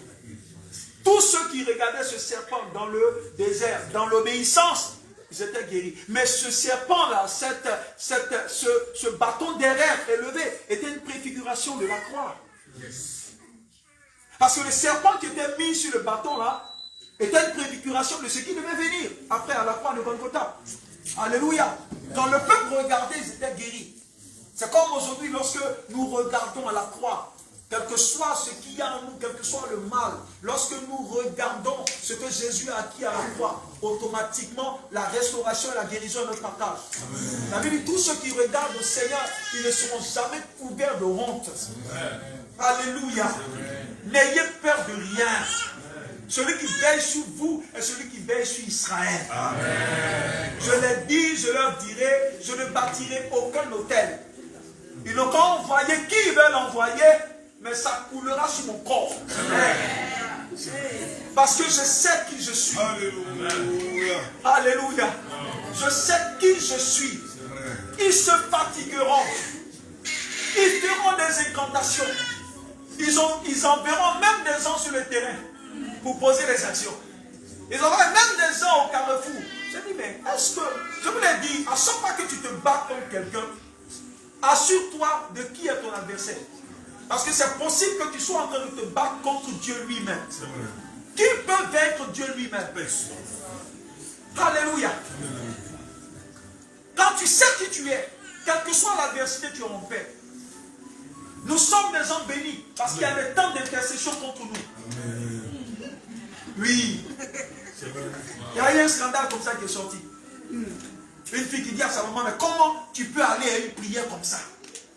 On prie, c'est église, ils font, mais vous priez contre une église. Elle a quitté à cause de ça. Elle dit, bon, c'est entre vous-même, nous on est en paix. Dans tous les cas, tout ce qui se fait devient une vitamine pour nous et on avance. Vous savez, quand vous voyez, je vous ai dit, quand vous voyez une église se lever contre une autre église, c'est-à-dire l'église qui se lève, en fait, en réalité, elle ne sert plus Dieu, elle sert son ventre. C'est quand tu sers Dieu, écoutez-moi bien, quand tu sers Dieu, tu comprends que Dieu est le Dieu de la séparation. Il n'est pas le Dieu de la division. Dieu fait toutes choses par la séparation. Au commencement, Dieu a séparé les eaux d'en haut des eaux du bas. L'Esprit a dit, mettez-moi à part Paul et Barnabas pour l'œuvre à laquelle je les ai appelés. Jésus a dit aux disciples, arrivé à un moment donné, ils se sont tous séparés. Chacun est mort quelque part. Parce que le royaume s'étend par la séparation. Mais quand les hommes ne pensent qu'à leur empire, quand les hommes ne pensent qu'à leur entreprise, ça veut dire qu'on aurait dû simplement enlever le nom église et mettre centre commercial. Ça serait intéressant. Mais vous voyez des églises qui se battent contre des églises. Ça veut dire simplement que les intérêts que nous recherchons ne sont pas les intérêts de Jésus-Christ. Je suis pour une chose, c'est que l'église est une et elle n'est pas indivisible, elle n'est pas divisible. Alléluia. Donc ça veut dire que ton frère peut avoir un programme. Quand tu vérifies qu'il est réellement de Dieu, qu'il a un programme, que tu n'as pas de programme, tu peux le soutenir. Parce que qui gagne dans cette affaire? C'est Jésus qui gagne. Mais quand vous voyez les gens se battre, et même envoyer certaines personnes pour venir maudire, mais bon, tu te demandes, mais bon, c'est pas église quoi, c'est une secte. Parce qu'on peut sortir facilement d'une église, mais c'est quand tu sors d'une secte qu'on te veut à mort. C'est quand tu sors d'une secte qu'on veut que tu meurs. Alléluia. C'est quand tu sors d'une secte qu'on te veut mort. J'ai jamais vu ça. Mais je suis en train de le voir. Mais je bénis Dieu. Parce qu'au moins ils sont en train de m'enseigner que j'ai quelque chose vraiment qui est terrible. Amen. Quand je vois ça, je comprends Donc Dieu est avec nous. Je vous l'ai dit. Comment savoir que Dieu est avec vous? N'oubliez jamais ça. Je vais vous dire quelque chose. La persécution n'est pas toujours négative. La persécution est un signe et un signal fort de ce que Dieu a avec toi. Amen. Tout ce qui est de Dieu, le séjour des morts sur heurte contre. Alléluia. Donc quand nous voyons tout ça, nous avons entendu des gens dire non, ça c'est juste 2 mois. Oui, on a entendu des gens dire non, ça c'est juste 2 mois. Ils vont revenir. Mais au bout de 2, 3, 4 mois, Dieu envoie des gens. Ils sont surpris. Mais écoutez-moi bien. Ce que Dieu a élevé, personne ne peut rabaisser. Nous ne sommes pas là pour notre propre gloire. Non. Nous ne sommes pas là pour notre propre gloire. Il y a 2, 3 jours, j'ai écrit un message à la côte à Romée. Il m'a dit, mon fils, tu es couvert. Hein? Il m'a dit, ce que je vois est fort, mais tu es couvert. Amen. On n'a peur de rien. Parce qu'on sait qui nous a appelés. Je ne m'amuse pas avec mon Jésus. Parce qu'il est tout ce que j'ai. Je n'ai pas autre chose que lui. Je n'ai que lui. Personne devant, personne derrière. On a tout laissé pour lui. On ne joue pas avec. Et on a décidé de ne pas nous compromettre. C'est un choix. Voyez, en Côte d'Ivoire aujourd'hui, la sérieuxité dans l'œuvre de Dieu est un problème. Pourquoi? Parce que tout le monde est corrompu dans la plupart du temps. Tout le monde a touché à quelque chose pratiquement, beaucoup en fait. Donc quand tu essayez, on n'est pas, mais on essaie. Quand tu essaies d'être droit, ça devient un problème. Moi je peux le dire aujourd'hui haut et fort, mes éléments sont là. Je ne savais plus au tête de quelqu'un. Et ça au programme, je vais lui dire, je vais dire à quelqu'un, si j'ai pris ton hôtel, viens, je vais te donner. J'ai pris l'hôtel de personne avant de prier pour toi. Non! Non! Non, non. Parce que, quelle que soit la réalité dans laquelle tu es, il y a des principes auxquels tu ne peux pas déroger aussi. Alléluia. Amen. Donc, à ce niveau-là, c'est bon. Voilà. Et puis faites attention de vous lever contre quelqu'un qui est innocent. Dieu est le Dieu des innocents. Il n'est pas le Dieu des pères, ni le Dieu des fils. La Bible dit qu'il est le Dieu de justice. Le psaume 89, verset 15, son trône est soutenu par la justice et l'équité. Là où Dieu trouve l'injustice, Dieu agit terriblement. Plus ils s'élèveront, plus ils seront jugés terriblement. Plus ils s'élèveront, plus ils tomberont. Pourquoi? Parce que nos mains sont levées vers Dieu. Nous n'avons rien pris de vous. Rien pris. Rien pris. Je peux le dire, rien pris. C'est pas vous fouiller, il n'y a rien à dire sur moi. Je suis allé te dire que je m'en vais. Mais je suis parti. Non, Dieu m'a dit je m'en vais, je suis parti. Je n'ai pas pris ton argent. Je n'ai rien pris. Voilà, je suis parti. Donc, incantation, libation, imprécation, augmenter encore l'intensité. Ça me fait du bien. Écoutez-moi bien. La persécution à un certain niveau, priez Dieu pour ne pas que les persécutions s'arrêtent dans vos vies. C'est important. Vous savez pourquoi? La persécution te permet de te discipliner. Je ne sais pas si quelqu'un comprend ce que je dis. Aujourd'hui, là, vous ne pouvez pas savoir combien ma vie est devenue encore plus correcte. Je me dis, je ne dois même pas ouvrir une brèche au diable. Pourquoi? Parce que je sais que l'ennemi m'entoure. Donc ça me rend discipliné, ça me rend correct avec Dieu, ça me donne d'avoir une attitude pas comme tout le monde. Quand l'adversité est immense, cette adversité te donne d'avoir une attitude disciplinée vis-à-vis de ton Dieu. Ah, je bénis Dieu parce que toutes ces attaques m'ont permis de connaître Dieu encore. Parce que chaque nuit, je ne peux pas dormir sans prier au moins 2 heures. Là, ça me donne de grandir. Alléluia. Et ce qui est dommage et bizarre, c'est que tous les pasteurs sont dans mon téléphone. Voilà, mais je les ai bloqués. Alléluia. Alléluia. Calé en l'air. Amen. Mais je vais simplement dire que je vais simplement dire une chose essentielle sur laquelle on va terminer et puis prier juste quelques temps. Ne vendez jamais votre dignité. Ne vendez jamais votre dignité. Non.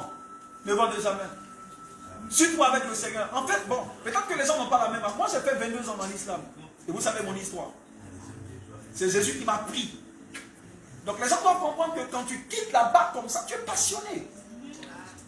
On ne vient pas pour s'amuser. Parce que si c'est maraboutage, là-bas même, ils sont forts dedans. Donc quand on arrive au Seigneur, on ne veut pas mélanger. Parce qu'on sait ce qu'on cherche.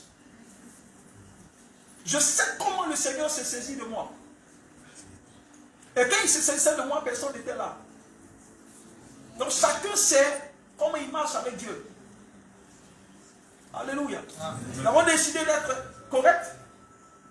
Nous avons décidé de marcher correctement.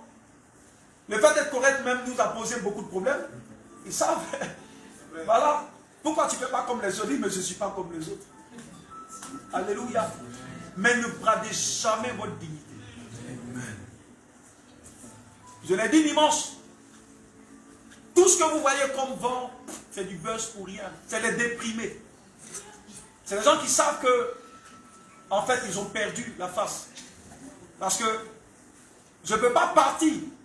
Et puis quelques semaines après, tu viens chez moi à la maison, tu me promets une maison à Benzéville. Si je reviens, je t'ai regardé, je dis, mais on dirait que vous ne me connaissez pas. J'ai dit, ta maison là, tu la gardes. Et ils étaient choqués. Je dis, mais écoutez, en 2018, ceux qui me connaissent, ils savent que j'ai laissé le travail pour venir. J'étais responsable administratif et financier dans une grande boîte de la place. Tu ne peux pas corrompre quelqu'un comme ça à une maison de Benzéville. Ou quand il pleut même, l'eau.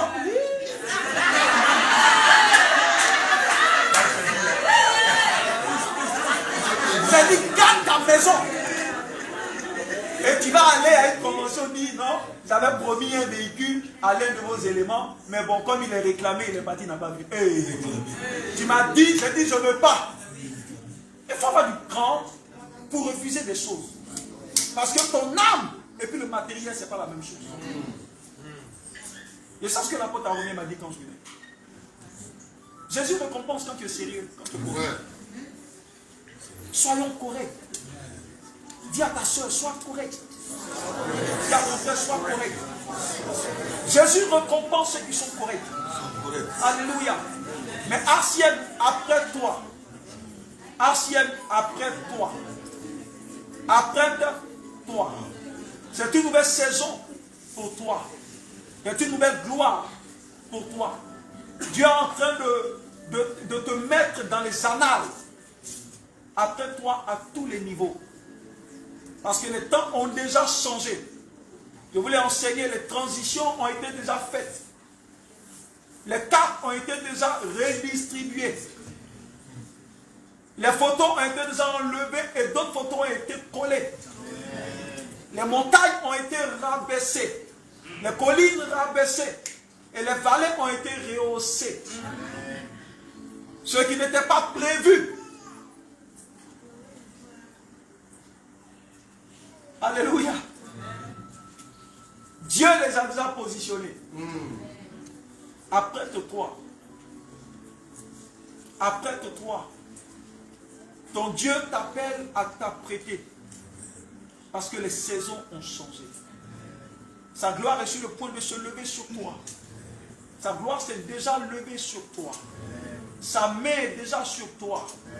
Ses ailes, comme un aigle, couvrent l'aiglon. Ses ailes sont déjà déployées sur nous. Aucun malheur ne nous arrive. Aucun incident, aucun accident ne nous arrive. Nous sommes sa stratégie pour cette saison. Son ombre est sur nous.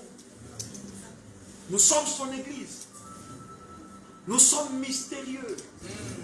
Nous sommes invincibles et invisibles. Nous sommes indéboulonnables. Ils se lèveront, mais ils tomberont. La Bible dit qu'ils viendront comme, ils viendront sur nous comme un fleuve, mais l'Esprit de l'Éternel les mettra en déroute.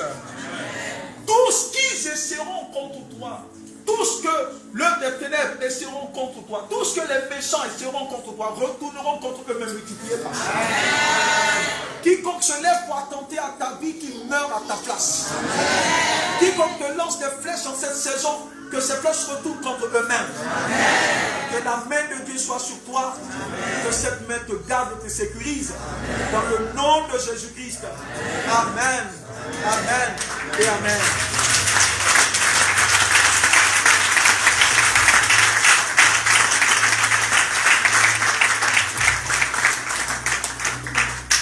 On va remercier le Seigneur dans cette présence alors que le groupe de louange joue juste quelque chose. Remercie le Seigneur et bénis-le pour cette saison nouvelle, pour cette saison de vie, pour cette saison de transformation, pour cette saison de gloire. Remercie le Seigneur, remercie le Seigneur, remercie le Seigneur. Makata Brasi Katala Mande Supaliata Ibrasi Katora Losha Brasete Mandele Bakusi Katora Ikabo Kapalataya Mandele Kosi Kata Payanda La Babaka Koskoto Ikata Brasi Katala Brase Katayama Rakosha Braso Paliata Rakosha Brasu Katala Brase Katayama Rakosha Braso Feria Mandele Kosu Paliata Akabo Shembele Bebele Mafakata Baba Baba Alaba Ekazika Sala Baka Koso Paliata Akosa Brasete Makele Kosu Kata Bayanda La Bakusiata Mako Rasu Kata La Sakatu Makele Barusi Kato Mandu Mansu Rabasu Kata Bayanda La Bakaya Rabasi Kata La Baka Kosoto Makako Brasete Ikoto Bosi Kata Brasete Rabashada Brate Zikale Barusi Katuya Rabasoto Fakata Parabalabo, Ekalika Masuka Sabakabaladaya, Rabazika Talapande Sopaliata, Radosha Prasete, Makelibro Sutaluka Tabasaka Baladaya, Rabasotobo, Robodobo Sukataya, Mandele Santa Balako, Ikonobo Suka, Lebra Masika Tabayana Labakaya, Rabasuka Talapata Kosotoba, Rabazuka Tabayana Labakaya, Radosha Prasete, Makelibro Supaliata. Rabazuka Talapate, Iskusta Taposha Balikete, Makele Barusitato, Rakosha Prazita Tabayana Labakaya, Rabaso Pariata, Papakata Masabarabo, Paranosna Lebarusa Prazita Taya, Rakosha Prasuta Tabayana Labakaya, Rakapatua, Rabasuka Tabaya, Rekalita Tabayana Labakaya, Radosha Prasete, Rakora Prasuka Tabaya, Ekaluta Tapasokobo, Ikolobo Suka Tabayana Labakaya, Rapasokoboma, Ibrasika Taya, Rababosoto, Makele Kosika Taya, Rakosuka Tana Brande Sika Lebarusha Prasete, Ikolobo Suka, Rakosuka Tuya, Rabasopariata, Zabadana Brande Sika Taya, Akabosede, Makeli Brasika Taya, Ikosheto, Una Okoriate, Etalika Tapasakabo, Nakokeli Suka Taya, Rakabosa Baba, Rekaluka Kosa Prasete, Makata Baba, Rekolobo Suka Tabayana, Rekalika Kosa Prasete, Rana Sopariata, Rana Suka Dada, Ikolobo Soteria, Mandele Kosuka Dada, Rabashana Ate, Zikaluka Kosa Prasete,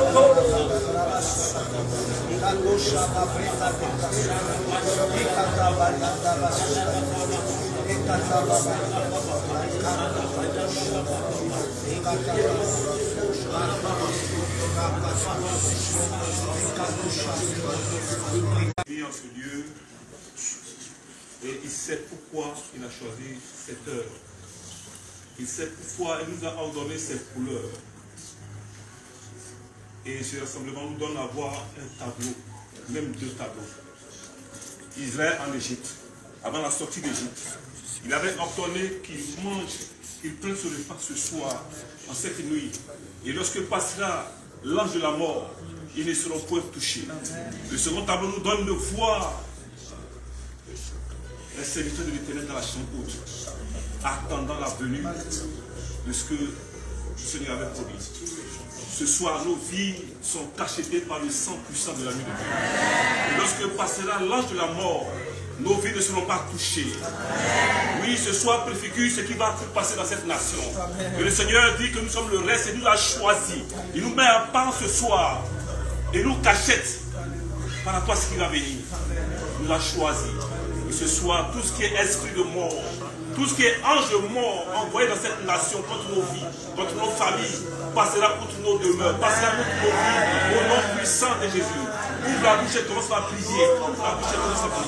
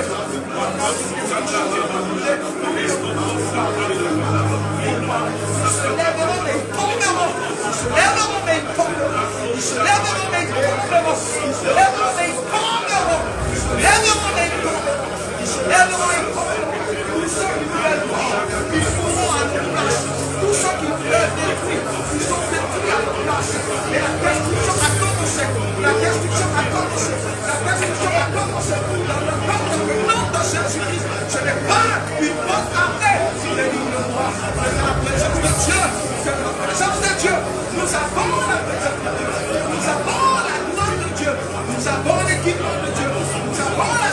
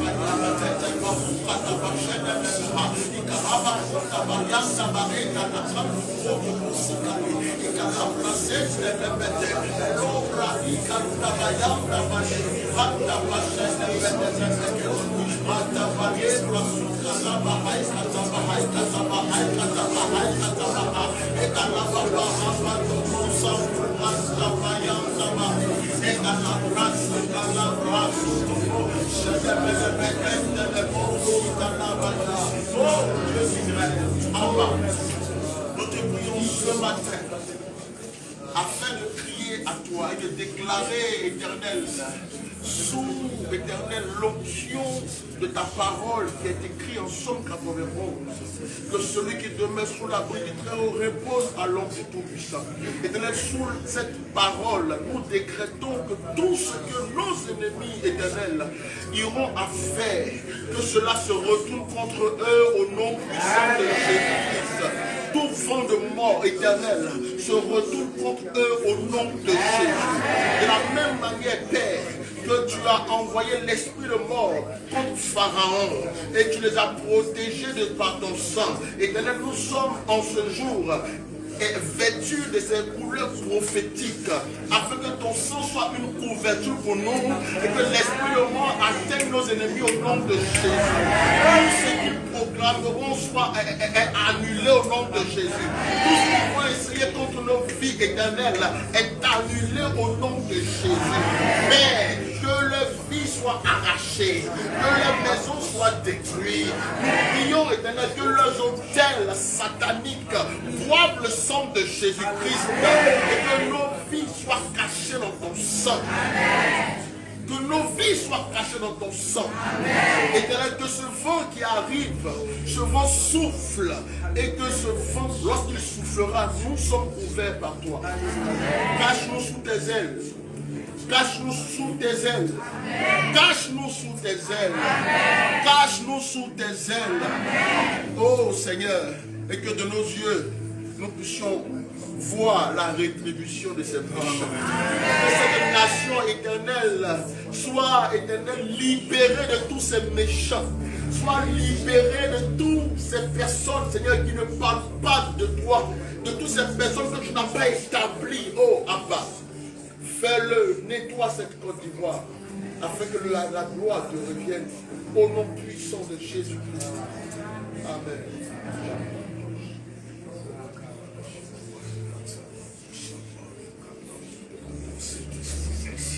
Merci Saint-Esprit pour ce soir. Merci Saint-Esprit pour ce matin. Merci Saint-Esprit de faire des merveilles dans notre vie. Merci Saint-Esprit de nous rassembler parce que nous ne pouvons venir à ta présence pour là où tu es. Saint-Esprit, nous sommes papa. Nous sommes les filles du Très-Haut. Nous sommes les filles du Très-Haut. Ce matin, tu nous as donné le pouvoir. Tu nous as donné l'autorité. La Bible déclare en Matthieu 28, le Christ ressuscité est le siège de toute autorité. Sous ton autorité, Saint-Esprit, nous sommes plus que vainqueurs sur la mort. Nous sommes plus que vainqueurs sur l'œuvre de l'ennemi. Nous sommes triomphateurs dans le nom de Jésus. Car la Bible déclare que ce qui est en nous est plus grand que ce qui est dans le monde. Nous sommes de toi, Père. Parce que nous sommes de toi, nous sommes dans le vrai. Quiconque s'élèvera contre nous tombera au nom de Jésus-Christ. Que les pouvoirs de la mort soient engloutis sous nos pieds au nom de Jésus-Christ. Que le sang de Christ qui a coulé à la croix, par la puissance de la croix, nos familles sont sécurisées au nom de Jésus-Christ. HCL est sécurisé au nom de Jésus-Christ. La communauté est sécurisée au nom de Jésus-Christ. Donne-nous d'aller de gloire en gloire, de puissance en puissance. Parce que la vérité est en nous, parce que nous sommes de toi. Merci, Abba, de mettre la confusion et la honte dans le camp de nos adversaires, de nos ennemis, au nom de Jésus-Christ. Amen. Seigneur, nous voulons te rendre gloire, nous voulons bénir ton nom, nous voulons t'honorer parce que tu es Seigneur. Et c'est toi qui nous as parlé, c'est toi qui nous as dit sortez du milieu d'eux, pour l'œuvre à laquelle je vous appelle. Tu nous as dit sortez du milieu d'eux. Et nous sommes sortis pour accomplir ta volonté. Nous savons une chose, une personne ou un groupe qui est cautionné par le ciel, personne ne peut faire tomber ce groupe. Une personne qui est cautionnée par le ciel, personne ne peut la faire tomber. Parce que c'est toi qui élèves et qui maintiens. Seigneur, nous déclarons dans le nom de Jésus, comme tu nous l'as dit, tu es avec Arciel, tu es avec nous, tu es avec chacun de tes serviteurs et de tes enfants que nous sommes. Nous déclarons qu'aucun malheur ne nous arrivera. Éternel, nos ennemis verront ta gloire se lever sur nos vies. Nos ennemis éternels tomberont dans leur propre force dans le nom de Jésus. Ceux qui ont dressé des forces devant nous, ceux qui essaient de nous piéger, dans le nom de Jésus, nous déclarons qu'eux-mêmes tombent dans leur propre piège dans le nom de Jésus. Éternel, nos mains sont levées vers toi et nous faisons cette prière de précaution. Si nous n'avons pas servi en toute honnêteté, si nous n'avons pas servi en toute loyauté, si nous n'avons pas servi avec notre cœur, c'est alors que leurs œuvres, Seigneur, pourront nous affecter. Si nous avons été fourbes avec eux, si nous leur avons pris 5 francs éternels, c'est alors que leurs œuvres contre nous pourra marcher. Mais si nous n'avons rien pris, qui se sont levés contre nous, dans le nom de Jésus, ceux qui méditent contre nous retournent contre eux-mêmes. Nous déclarons dans le nom de Jésus que tous ceux qui feront tous les complots, tous ces temps d'intercession satanique et démoniaque contre nous, toutes ces manigances, toutes ces actions prophétiques, toutes ces libations, ces imprécations, tous ceux qui font contre nous retournent contre eux-mêmes dans le nom de Jésus. Puisque le cancer est bon, qui lance contre nous, que ce cancer retourne contre eux-mêmes au nom de Jésus. Si ce cancer est doux et bon, qui retourne contre leurs enfants. Si ce cancer est bon, qui retourne contre leurs épouses. Si ces maladies sont importantes et bonnes, que cela retourne contre eux-mêmes dans le nom de Jésus. Tout a forgé contre nous sera de nul effet au nom de Jésus. Seigneur, que Arciel accomplisse le mandat que tu lui as confié dans cette nation. Cette nation a besoin d'être épurée. Cette nation a besoin d'être apurée. Que ta main soit apaisantie sur cette nation. Et que ta gloire se manifeste dans cette nation. Comme ton serviteur, le prophète Kakou l'a dit, Seigneur, que ces paroles déclarées troublent l'accomplissement dans cette saison et dans cette terre au nom de Jésus. Tu as dit que le temps est venu où le vent est en train de souffler pour ramasser tout ce qui est saleté et le déposer au-dessus de l'océan. Que cette prophétie rentre dans sa phase d'accomplissement dans le nom de Jésus. Que le fond soit exposé dans cette nation dans le nom de Jésus. Que les 2-3 mois qui arrivent soient des mois d'exposition de la fausseté dans le nom de Jésus. Qu'il y ait des scandales, éternel Dieu, afin que ton nom ne soit pas sali, mais plutôt que ton nom soit élevé dans le nom de Jésus. Seigneur, merci de nous couvrir. Merci pour notre pays, éternel Dieu de gloire, dont tu te souviens parce que tu es en alliance avec cette terre. Dans le nom de Jésus-Christ. Est-ce qu'on peut tous dire avec moi, celui qui demeure sous l'abri du Très-Haut, celui qui demeure sous l'abri du Très-Haut, repose à l'ombre du Tout-Puissant. Je dis à l'Éternel, mon refuge et ma forteresse, mon Dieu en qui je me confie, car c'est lui qui me délivre, du filet de l'oiseleur, de la peste et de ses ravages. Il me couvrira de ses plumes, et je trouverai un refuge sous ses ailes. Sa fidélité est un bouclier et une cuirasse. Je ne craindrai ni les terreurs de la nuit, ni la flèche qui vole de jour, ni la peste qui marche dans les ténèbres, ni la contagion qui frappe en plein midi. Que 1000 tombent à mon côté, 10 000 à ma droite, je ne serai pas atteint. De mes yeux seulement, je regarderai et je verrai la rétribution des méchants. Car tu es mon refuge, ô Éternel. Je fais du Très-Haut ma retraite. Aucun malheur ne m'arrivera. Aucun fléau n'approchera de ma tente. Car il ordonnera à ses anges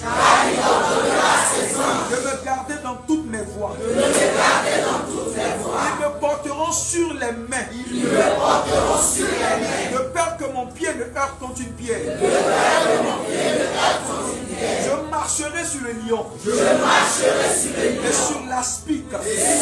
Je foulerai le lionceau. Et le dragon. Puisque je l'aime. Il me délivrera. Il me protégera. Puisque je connais son nom. Je l'invoquerai. Et il me répondra. Il sera avec moi dans la détresse. Il me délivrera. Et il me glorifiera. Il me rassasiera de longs jours. Et il me fera voir son salut. Au nom de Jésus. Amen. Amen. Amen.